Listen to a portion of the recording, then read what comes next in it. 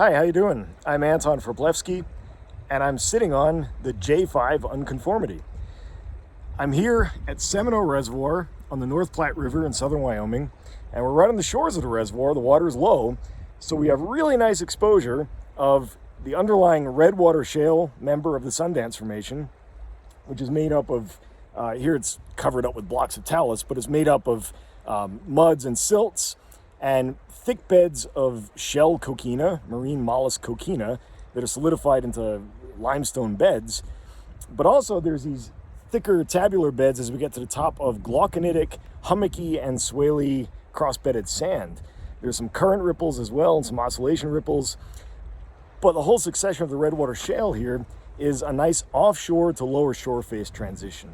We never get anything more proximal than lower shore face with that hummocky and swaley bedding. And there's a nice, robust Cruziana ichnofacies down here. Big, healthy Rhizocorallium, thalassinoides, a whole variety of healthy marine trace fossils. Not unlike what I showed you from the Stockade Beaver Mbr at Glendo.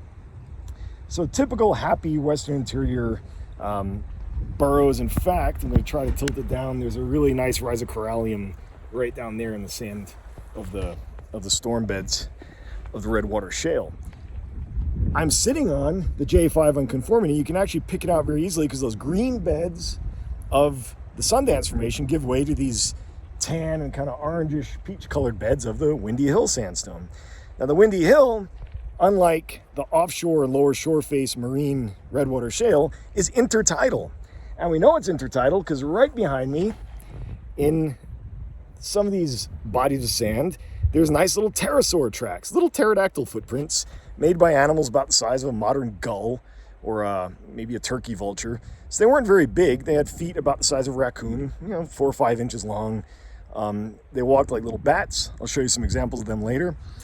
But we've got also tidal facies like interference ripples, compound dunes, flat top ripples, a variety of intertidal facies and intertidal trace fossils in a sand that's sitting directly on lower shore face to offshore deposits. So we're missing everything in between. Now the J-5 here is probably tectonically driven. In a different video from northern Colorado, I showed you the J-5 unconformity, and we had basal Morrison, Tidwell, whatever you want to call it, sitting on top of the Pine Butte Mbr of the Sundance, which is older than Redwater Shale. So the unconformity is progressively incising older units as we get closer to the uplift, which makes sense intuitively. As we move further into the basin here in the north, you're not incising as deeply because the uplift isn't as dramatic. So there is this regional tilting in the area driving the development of this unconformity. The unconformity from here continues to the north, and we lose the tidal flat deposits. These actually give way to tidal dunes. There's these big compound tidal dunes to the north in the Wind River, the Bighorn Basin, and further up into even into Montana. So we see a shift in the facies successions. We still have that offshore, somewhat lower shore face, but mostly offshore Redwater Shale to the north. And on top of it is sitting these kind of shallower water subtidal dunes and compound dunes as opposed to full tidal flats like we have here because everything's getting slightly deeper to the north. So my ever-present whiteboard captures some of what I was just talking about. So the strat column on my side of the board shows really rough and dirty where we are here. So that lower part of the outcrop down below is the Redwater Shale, and it's essentially a shoaling upward series of parasequence sets, whatever you want to call them. And the thicker beds in the lower part are actually those shell coquina. They're not sand, they're shell coquina storm beds derived from winnowing of shells out of other material, and then they accumulated in these big thick beds of carbonate. As we get higher in the succession of the Redwater, we actually do develop these sandy hummocky cross-stratified and swaley stratified beds that are glauconitic. And the glauconite is telling us that there's fairly low rates of sediment input. It's pretty warm water.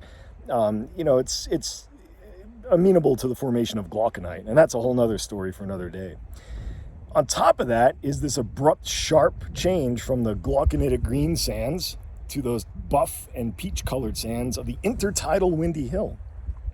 That's where we find pterosaur tracks and also some dinosaur tracks. And and various things like that that suggest subaerial exposure. These are mud cracks. So we have mud cracks and tidal deposits and tetrapod tracks. The far part of this whiteboard shows the series of events that led to us sitting here on the unconformity. The uppermost diagram is a normal succession. If we had a normal succession of offshore to nearshore to onshore facies, we would see this transition from the offshore muds to the lower shore face, hummocky and swaley, to the proximal shore face or proximal delta front, trough cross bedding, and maybe even some distributary channels and bars, and then we would get the tidal flats. That's not what we see here at all. What we see here is the next diagram down, the second one, where we see truncation of lower shore face and offshore deposits by tidal flats. We're missing something in between. So it's not a Waltherian succession, it's an unconformity.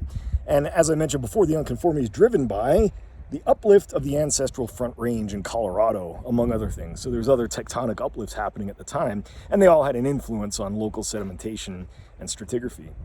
So in this case, we have the ancestral front range not too far from us, 100, 150 miles south of us, and we are at a part of the basin where it wasn't incising as deeply as it was down in Colorado, where we saw it cutting way down into the Sundance.